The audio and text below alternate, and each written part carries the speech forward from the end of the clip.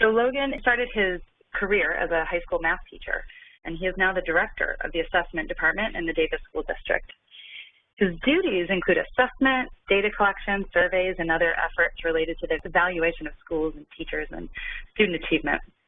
And he believes a solid empirical understanding of where we are in education allows us to chart a course that will increase student achievement and brighten the future for our students. I read that from his bio because I really like that, and I like that he includes that. And I see in his work that he really is a data guy, but he sees the end goal as supporting kids to live a good life. And so with that, I will hand it over to him to talk about their efforts developing their indicators. All right. Well, thank you, Brian and Jenny and Kenwin, for the introduction and for the wonderful information about the work that's being done nationally and locally up at the schools that Brian's worked at. I can tell you he's a wonderful partner, and our partnership with REL has been wonderful, and they're supportive and amazing in every way. To start, I'll just give you a quick overview of our school district. We are a large suburban district, all public schools near Salt Lake City.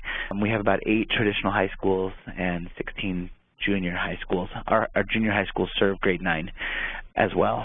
We have an alternative school system which serves incarcerated students and young mothers and students with addiction problems, and our largest alternative program is a program for students who are in need of aggressive credit recovery, those students that are most at risk for dropping out. And we are typical of a suburban setting, not terribly high free reduced lunch as a district. The school where Brian works has a higher concentration of free and reduced lunch. He mentioned that he works in a Title I setting, and that is correct. We have a low minority enrollment and a low limited English proficient enrollment by comparison to our other more urban neighbors. So a few years ago, our superintendent came back from a trip where he visited with a parent of a dropout and said, our priority at this point is finding all of the students who are dropped out and bringing them back. And so dropout prevention became a priority for our school district several years ago. And as we've thought about the way that we've kind of phased into and our programs for dropout prevention have matured, we've done kind of 4 key efforts, and we started at the very beginning with kind of this corrective effort, which was basically a record-keeping effort to go out and find those students who were coded as an unknown or a dropout and really determine where they are and then recode their exit in the data system so that it accurately represented what they did. For example, a kid who transferred out of state, if the registrar at the school didn't know that the kid transferred out of state, then the kid would become a student of unknown status and would later be flagged as a dropout, when in reality, we should have coded that student as a transfer student. So we began our work with this kind of corrective, primarily on paper work, not necessarily intervening with individual students. And then we started to begin, once we got down the road on that, we realized that there were some students who were dropped out and appropriately coded as dropouts, but that we still had access to. Students who we could reach out to and enroll in alternative programs or credit recovery programs or things like that. So then we started this kind of more responsive work, and we then transitioned into more of a preventive work. Here are the students that are in our building, and here's their credit earning patterns. What can we do to help them generate the credit that they're deficient in order to increase the likelihood of their graduation? Primarily, our preventive work up until about a couple years ago has been focused solely on credit recovery for students in grades 9 through 11, 12.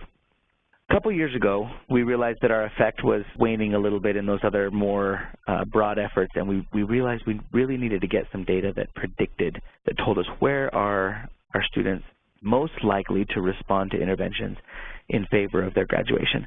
So it's kind of a 4-phase over the course of time, and this next slide here will show kind of over the years where those efforts started. You can see way back in 2009 is kind of when we started that record cleaning, and the line that you're looking at represents our graduation rate at the end of each of those years. And so we started our cleaning up the records and our work with our dropouts, and then our prevention with respect to credit. And then in 2014, we started a pilot with 3 of our schools, 1 high school and 2 junior high schools. You heard from one of those junior high schools, North Davis Junior, in Brian's presentation, and that's when we started our predictive kind of early warning work. And I want to overview that work with you real quickly, because you'll notice that we saw big gains at the beginning of our efforts, and we believe that that was because you know, it was just those record cleaning things. You know, you're not working necessarily with students in interventions. You're just cleaning up a record point or grabbing a kid who's got a couple of credits to make up and making that work. But we noticed that the effect of our efforts are waning over time. And this little visual just kind of illustrates that. You know, the more time we spend in dropout prevention, the higher our graduation rate gets, but also the more challenging it becomes to identify students who need those interventions.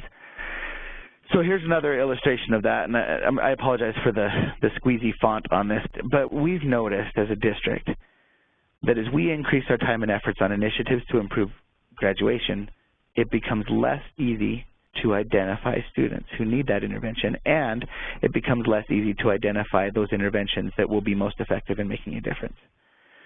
So the more time and the more robust and the more effort you exert as a district or as a school on your graduation efforts, the greater need you have of a data-driven early warning system. So that's where in 2014 we began our partnership with the REL. The first step of that partnership, and I think the most critical step for us, at least in Davis School District, was to look at our own data, our own students, and determine our own indicators and our own cut points for risk for graduation, this kind of notion of validating. So our wonderful research partners that Jenny and Kenwin helped us coordinate accepted a huge data submission from us. They did some analysis. We did a few workshops with our school teams, and we identified those indicators which we felt like, based on our data and our analysis, represented risk for dropping out. And at what point did those indicators become significant enough risk that we would consider flagging our student as an at-risk student for dropout? So these are some of the key data that we submitted. We submitted a bunch of other scores too, but these are the ones that they did the primary analysis on. I won't read them, but some are demographic and some are academic and credits earned. And Jenny talked about this on-track indicator, and we attempted to replicate that a little bit with our credits earned and found that to be pretty challenging to replicate. But we submitted all this information and then did an analysis. We use receiver operating characteristic methods, which, if you're not familiar with, is basically a comparison between the true positives, or in other words, at what rate did we correctly identify students who dropped out in a prior cohort, and then a false positive, which is at what rate did we say a kid was at risk, but the kid actually didn't drop out. And so we wanted to minimize the false positives and maximize the true positives as best we could, and we did this kind of notion to say, we don't want to spend a whole bunch of limited resources that our teams have by casting too wide a net across our student body. We want to really focus our intervention efforts on those students who are most at risk and most likely to not graduate. And so here's what we came up with, and this is kind of the answer to the big validation question, which is, what gives? What are the indicators that make it so that students are at risk for dropping out? And in our school district, these are the indicators that we found. So we would indicate that a student has a flag for dropout risk if their GPA was 2.0 or lower at any point in grades 9 through 12. If they have an off-track indicator, which means that based on their age in school, they would be determined to be credit deficient at that point. So a student in our district requires 4.0 credits in English to graduate. So if at the end of 9th grade they don't have 1.0 credits, then they would be considered deficient for their age and therefore off track, and we would consider them to be at risk for dropping out. Anytime a student failed one or more course, they were at risk for dropping out. And then the next two are two different attendance indicators. The first one is an instructional time, if they missed 5% or more of their instructional time, and we counted that by using the class period absences, and then the second one was a whole day absence measure. We use the same threshold for that.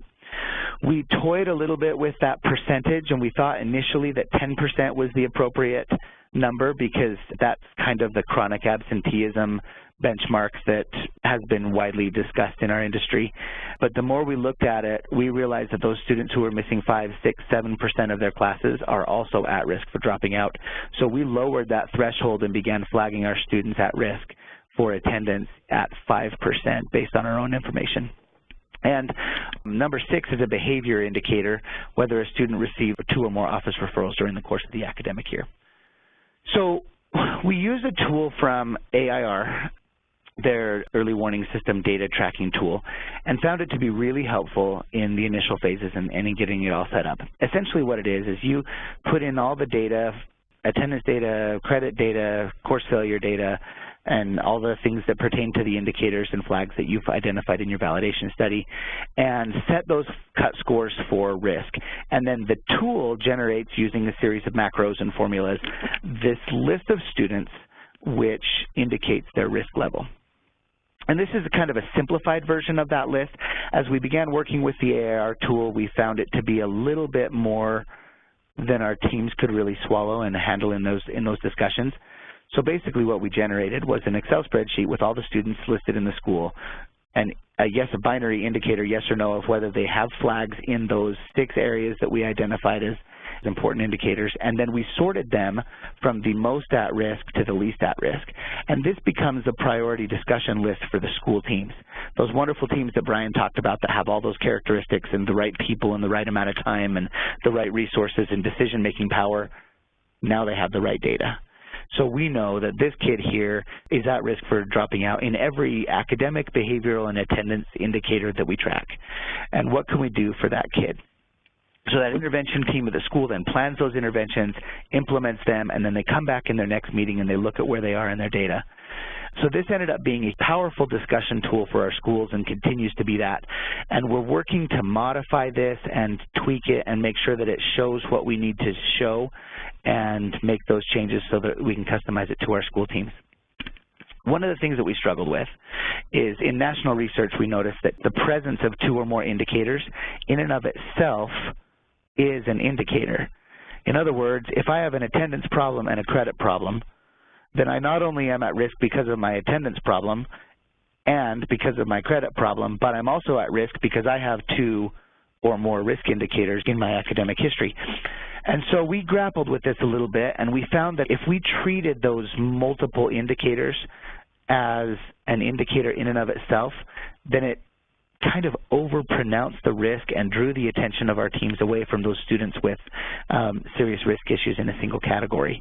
And so a local decision at Davis School District was, after we looked at multiple risk, we recognized the compound nature of it, but we did not treat a 2 or more indicators or a 3 or more indicators as a standalone factor in our system. So we still look at multiple indicators, like you'll see here. These are kids with multiple indicators up here. But I already mentioned this, that this little is a screenshot of the AIR website, which will be on our link, where you can download that Excel macro-based tool that will be a good place to start for inputting your data and outputting those lists of students. One of the challenges with that tool, actually, was to keep the data updated. It's pretty tricky to navigate that import of the data and all that. So that was a place where my office at the district level was able to support those schools and data transfer from our student information system and getting it all formatted the correct way and input into the Excel spreadsheet. So we sent the Excel tool out to the schools and they just used it. We found ourselves even simplifying some of those reports before sending them out on behalf of those schools. So we mentioned we had 1 high school, 2 junior highs in our pilot. We did our validation study, and right now our schools are in the initial phases of implementing those interventions. As we look at the things that we've learned as we've gone through this process, in order to have a district-wide successful early warning system for dropout prevention program in your school or your district, you have to have support from the very top. So if you're in a traditional district, that's your superintendent. If you're in a charter setting, then that's going to be your charter board and your director. You have to have that priority for resources and programming and funding and time and scheduling and everything. You have to have support in data analysis, that role that my department played for our schools. You have to have school leaders like Brian who can take this program by the horns and implement it in the schools in an effective way.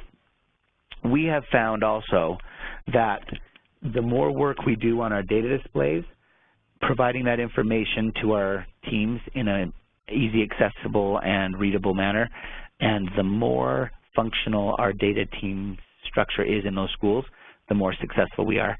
Of our 3 pilot schools, 2 began this process already having established a data team structure in their school, and 1 did not. and it's apparent in the implementation of these early warning systems that that data team structure has been a great prerequisite benefit to those schools as they've implemented early warning systems. And we have to have a tool. Currently, we have an Excel tracking tool that our schools are using, and we would like to continue the development of that and make it a little bit more robust. So for the Future of Davis School District program, we plan very soon to roll our early warning system out to other schools in addition to those 3 that piloted with us. We're going to continually work on a more efficient data display. The Excel spreadsheets are a little bit clunky, a little bit hard to use. We want something that's accessible, embedded within our SIS, has reports and lists that are clear and easy to read. We also are considering the use of a more specific risk indicator for our students. For example, instead of saying this is a kid who has 6 flags, take each of those 6 flags and determine how those 6 flags contribute to a likelihood of graduation, some type of multiple regression technique that basically gives us a probability of dropping out for each student. So that instead of saying you're a 5 and you have 5 flags, say you are a student with a 70% likelihood of graduation, and then determine our intervention priorities using that indicator, which is a little more specific than those flag counts. That's down the road a little ways, and then we also, as we looked at this, we need a way to track the effectiveness of our interventions. So school says, here's a kid who's in trouble, has an attendance problem and a credit problem, here's what we're going to do for that kid, there's an after-school program we're going to get him in, we're going to have a parent discussion, and here are the interventions that we've planned. We don't really have a good way in our district of monitoring the effectiveness and the impact of those interventions. So that's something that's on our wish list as well. So basically, those 4 things we would like to include on our wish list, and that is the Davis School District story.